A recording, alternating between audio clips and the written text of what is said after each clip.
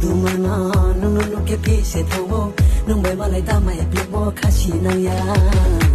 barang di dumana nung ke pise thawo tai na ke hor se chimo khashi na ya masing hor klauma chipai mai na ya nung bai malai ya otini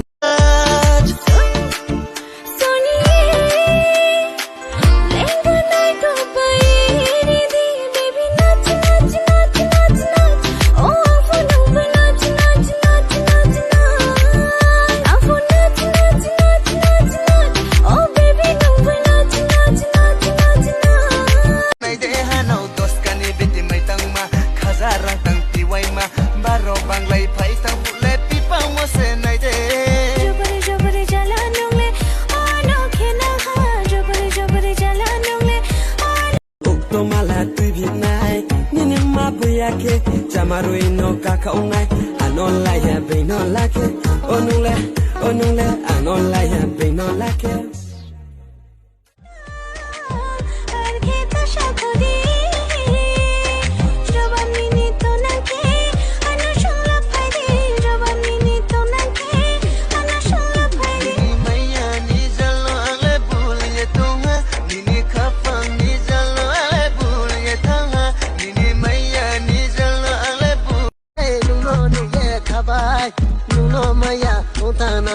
Kapang duki to bai, nuno maya, utanang ke kapang duki to bai,